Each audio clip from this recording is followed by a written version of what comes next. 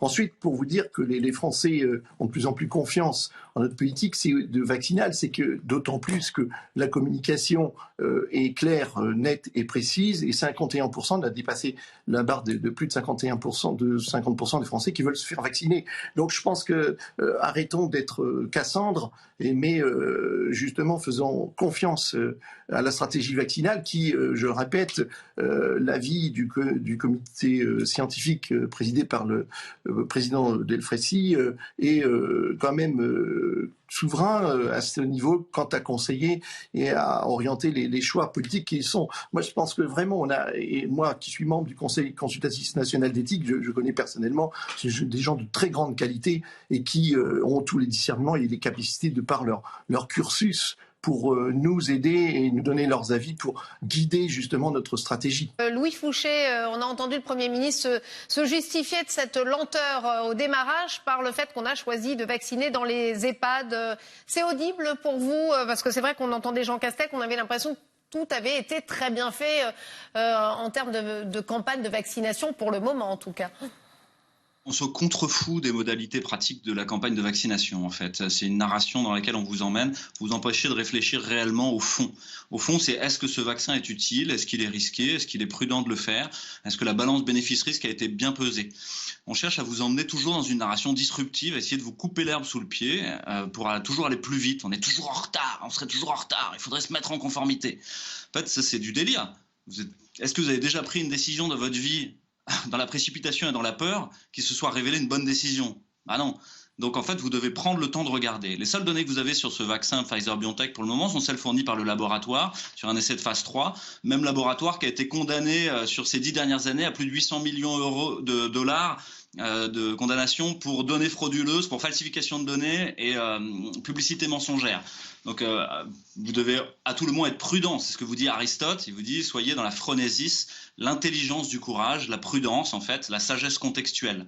La sagesse contextuelle, c'est de regarder. C'est sûrement un très bon outil que les vaccins dans cette histoire. Mais ce vaccin-là, vous n'avez aucun recul dessus. Donc en fait, vous devez regarder l'efficacité chez les plus de 75 ans, par exemple, dans les 7 phase 3. L'intervalle de confiance va de moins 12 à 100. Et donc en fait, vous ne pouvez pas conclure. C'est absolument pas significatif. Vous ne savez même pas si ça protège ou si c'est toxique.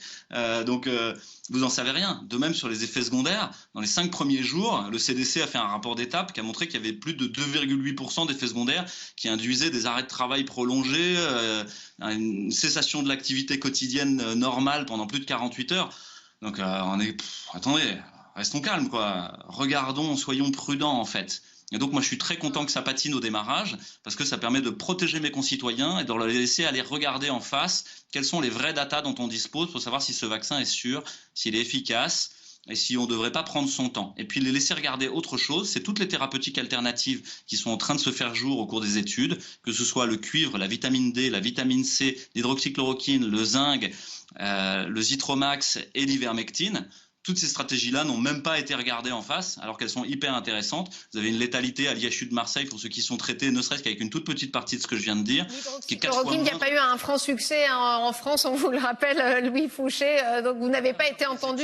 Et cessez de seriner ce que disent les médias mainstream. Allez regarder les travaux qui sont faits. Il y a plus de 200 études sur le sujet, plus de 170 études en peer reviewing. Donc il y a un moment, il faut regarder en face. Je crois que vos téléspectateurs doivent aller regarder ces 19 studies.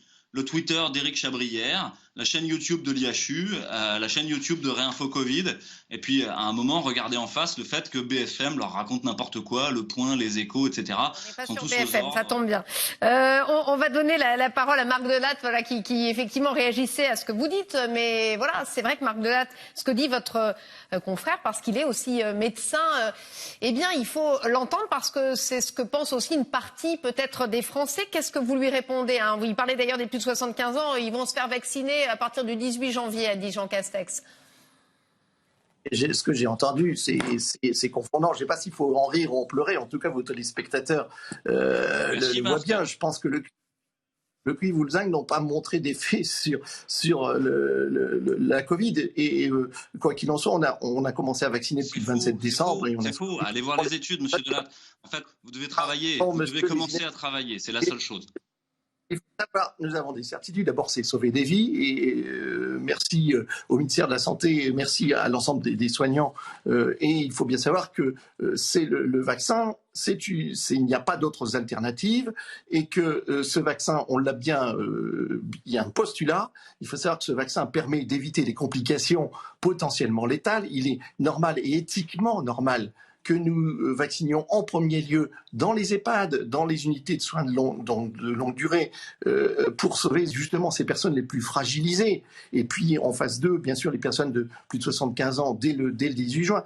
Donc arrêtons ces inepties. Enfin, c'est incroyable d'entendre ça. Encore, on se croirait au Moyen-Âge. Et donc, le vaccin, je rappelle, je m'adresse vraiment aux téléspectateurs qui regardent votre chaîne, c'est pour éviter les complications potentiellement létales, et ça permettra aussi de désengorger nos services de réanimation. Sachons-le. Après, les incertitudes sur ce vaccin, combien de temps il va faire en sorte que nous soyons immunisés, on subodore, en tout cas la communauté scientifique, que ça sera entre 6 et 9 mois, un peu comme le vaccin de la grippe, que ça diminuera la propagation du virus, on le subodore aussi. Mais l'essentiel, c'est que ça sauve des vies et que ça diminue les complications potentiellement létales. Voilà quoi. Mais quand j'entends le cuivre, le zinc, mais dans quel monde vous vivez, monsieur? Mais vraiment, je ne sais pas. Moi, j'ai un petit peu honte pour la profession médicale. Vous allez lire la notice du Vidal, simplement. Allez lire la notice du Vidal, je vous en supplie. Et vous allez voir qu'en fait, cette phase 3 n'a pas été calibrée pour regarder s'il y a moins de gens qui vont en réanimation, moins de décès et moins de formes graves. Donc en fait, vous êtes en train de dire n'importe quoi, à l'inverse de la science avérée. Le Conseil de l'Ordre pourrait même vous poursuivre pour ça. On ne vous mettra pas d'accord ce soir. En tout cas, les deux opinions ont été clairement